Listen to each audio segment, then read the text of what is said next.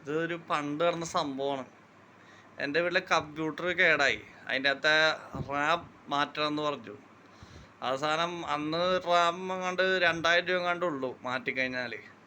വീട്ടിൽ നിന്ന് 2000 രൂപ കൊണ്ട് ഞാൻ ഇറങ്ങി. അപ്പോൾ അനിയനുണ്ടായിരുന്ന അവൻ്റെ ഒരു ഫ്രണ്ടുണ്ട്. ഞങ്ങൾ 3 പേരായിട്ടാണ് പോയത്. എൻ്റെ പോക്കറ്റിലാണ് വച്ചിരുന്നത് പൈസ. ബാക്ക് പോക്കറ്റിലാണ് ഈ പൈസ വച്ചിരുന്നത്. ആദ്യത്തെ കടയിൽ കയറിയിട്ട് ഞാൻ പറഞ്ഞു, എടാ ഇവിടെ നിന്ന് മേടിക്കാമെന്ന് പറഞ്ഞു. അനിയൻ സമ്മതിച്ചില്ല. ചേട്ടാ നമുക്ക് അടുത്ത കടയിൽ കയറി നോക്കിയിട്ട് നമുക്ക് തീരുമാനിക്കാം എന്ന് പറഞ്ഞ് പോയി. അവസാനം അടുത്ത കടയിൽ ചെന്ന് പൈസ ഉപയോഗിക്കുക, പൈസ കാണില്ല പോക്കറ്റിൽ നിന്ന്, പൈസ പോയി. ആ ആദ്യത്തെ കട കയറി റാം മേടിച്ച് 2000 രൂപ ലാഭിക്കായിരുന്നു. അത് കാരണം 2000 രൂപയുടെ റാമിന് പകരം 4000 രൂപ മൊത്തം ചിലവായി. പിന്നെ വീട്ടിൽ പോയി പൈസ എടുത്തുകൊണ്ട് വന്ന് അത് കിട്ടിയില്ല, അത് പോയി. ആ പൈസ 2000 രൂപ അങ്ങനെ പോയി കിട്ടി. ഞാൻ അവന് ഇവനുള്ളതാണ് 2000 രൂപ പോയി കിട്ടി.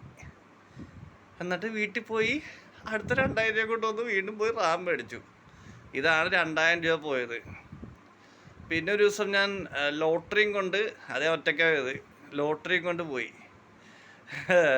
ലോട്ടറിയുടെ നമ്പർ ഞാൻ നോക്കിയിട്ടുണ്ടായില്ല. അവിടെ ചെന്ന് നോക്കിയപ്പോൾ ലോട്ടറിക്കാരൻ പറഞ്ഞ് 1000 രൂപ അടിച്ചെന്ന് പറഞ്ഞ്. ഞാനതായിട്ട് വിശ്വസിച്ച് 1000 രൂപ മേടിച്ച് വന്ന്. ഇത് 1000 ആണോ 10,000 അടിച്ചത് എനിക്ക് ഇപ്പോഴും നല്ല ഡൗട്ടുണ്ട്. ആ ലോട്ടറി നമ്പർ നോക്കിയിരുന്നെങ്കിൽ ഉറപ്പിക്കായിരുന്നു 1000 തന്നെ അടിച്ചതെന്ന്. അങ്ങനെ 2 അബദ്ധങ്ങൾ പിരിയാൻ പറ്റിയിട്ടുണ്ട്. ഇനിയുണ്ട് അബദ്ധങ്ങളുടെ ഒരു വൻ സംഭവമാണ് എൻ്റെ ജീവിതം. അത് പറഞ്ഞു തുടങ്ങിയാൽ അവസാനിക്കില്ല. ഇനിയുണ്ട് ഒരു 10 എണ്ണം.